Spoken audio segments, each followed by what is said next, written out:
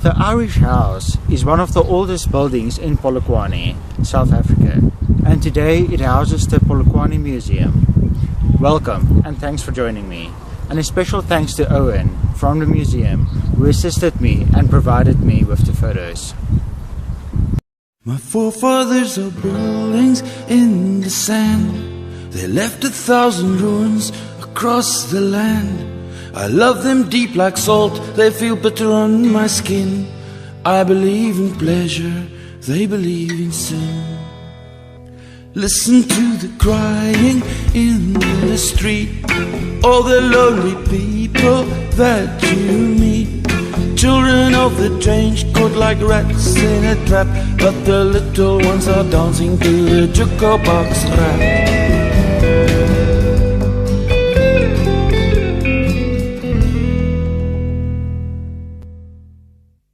Standing for more than 100 years, the building is a national monument in itself.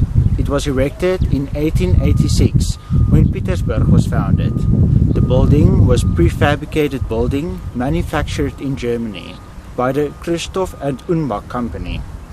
The company was founded in 1882 and specialized in prefabricated wooden structures. The wooden structure was imported by Hermann Moschke, a Jewish immigrant from Berlin in Germany. Now, the earliest Jewish settlers that settled in the northern parts of the Transvaal were from Europe.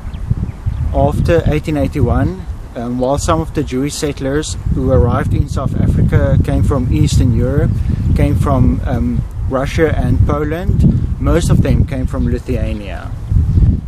The Jews in Petersburg became traders because they were familiar with the economic activities from the previous occupations in Eastern Europe.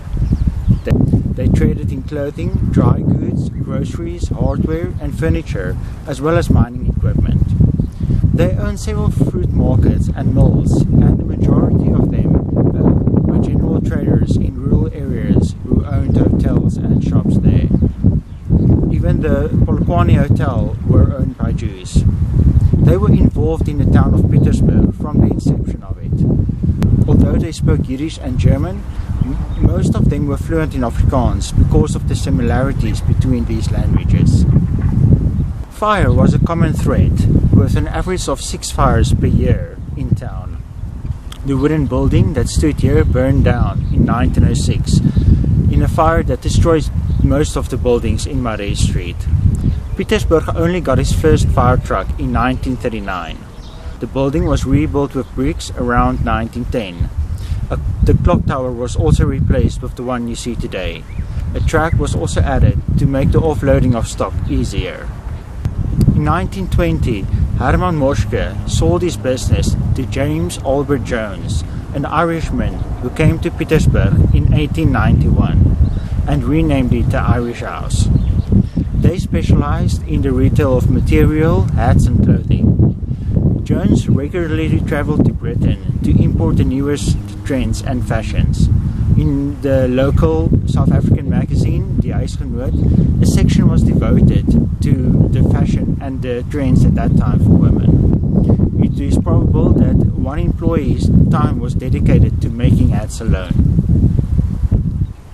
In 1984, the building was taken over by the municipality, who restored it and converted it into a museum. It was repainted in the original color from the 1920s.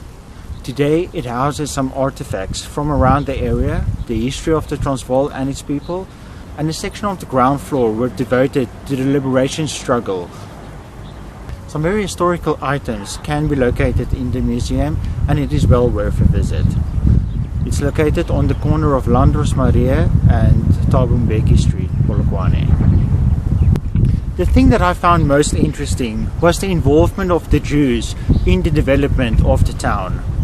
The first Jew that was buried in Pietersburg Cemetery were I. Walensky in 1895. Hermann Moschke died in Pietersburg in 1929, but unfortunately I could not locate his grave.